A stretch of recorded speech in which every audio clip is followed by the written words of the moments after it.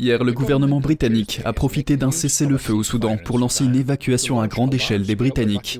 Le Premier ministre Rishi Sunak a autorisé l'opération tard dans la nuit de lundi à mardi, après avoir subi des critiques pour n'avoir pas réussi à évacuer par avion plus de diplomates britanniques et leurs familles au cours du week-end. Mais les citoyens britanniques doivent faire un voyage risqué vers une base aérienne près de la capitale Khartoum sans escorte militaire.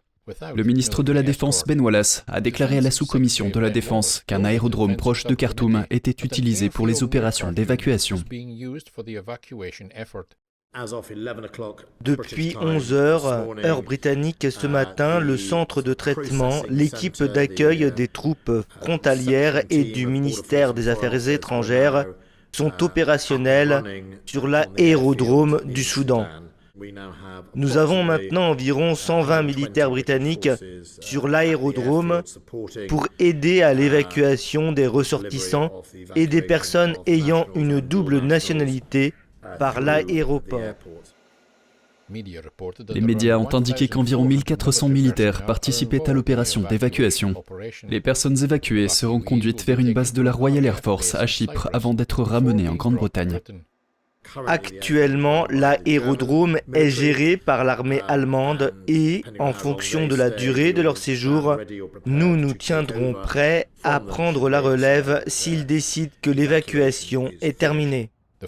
Le ministère britannique des Affaires étrangères a indiqué que les familles avec des enfants ou des personnes âgées, ou encore les personnes souffrant de problèmes de santé, seront prioritaires pour les vols. Seuls les détenteurs d'un passeport britannique et les membres de leur famille immédiate, disposant d'une autorisation d'entrée sur le territoire britannique, sont éligibles.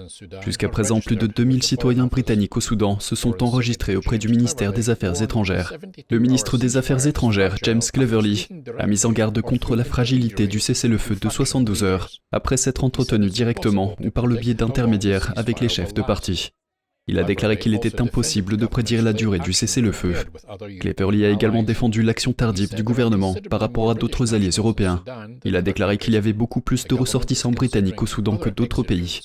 Le gouvernement envisage d'autres voies de sortie, de navires militaires britanniques étant prévus pour d'éventuelles évacuations.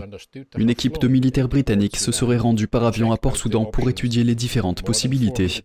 Plus de 400 personnes, dont plus de 250 civils, ont été tuées depuis le début des combats, il y a 10 jours.